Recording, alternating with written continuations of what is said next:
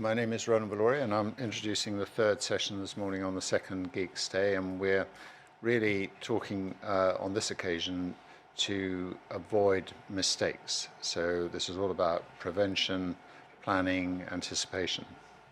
So if I can have the first slide. So we're going to be talking about the concept of pre-flight checklist.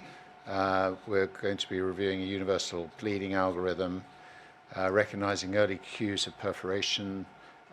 We're talking about convert escalator abort triggers, and we will be looking at adverse events.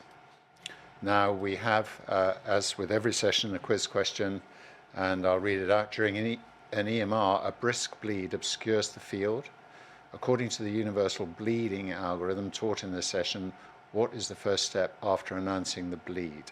Apply immediate clip closure, blindly cauterize the suspected area, pause resection, suction and cap tamponade and clear the field, call for surgical backup immediately, and finally administer antibiotics and decompress. So press your voting buttons now, and we will look at the answers later on.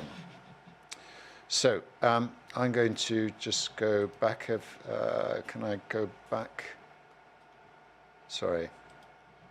So I'm doing the first presentation, and I'm going to be talking about, if I can get the slide. So we're having problems here. So can we go back a slide?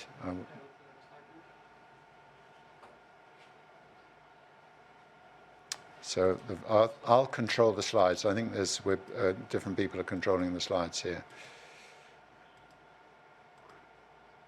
We've given the answer to the questions there. So I'm talking about, I'm going to kick off with upstream decisions where most failures begin.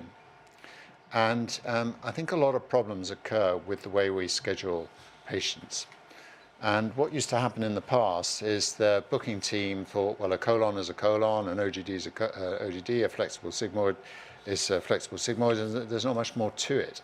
So each procedure was given the same time, and the booking team allocated the patients, and very often there were no clear instructions in the request for the procedure of who might do it and how long was needed for the test. So the new way is to be clear about the subcategories of the procedures and adjust time for complexity in teaching. And clinicians decide who does the procedure and how long it should be, not the booking team, whoever they might be. So when I talk about subcategories of endoscopy, what I'm talking about is thinking about the sort of things that are happening when we're doing that procedure.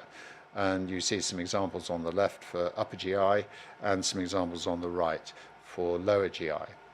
Now, I'm going to focus on planning for polypectomy because we had some problems a year or two ago, and these were what was happening. So we believe that we can remove small diminutive polyps when patients are on anticoagulants safely.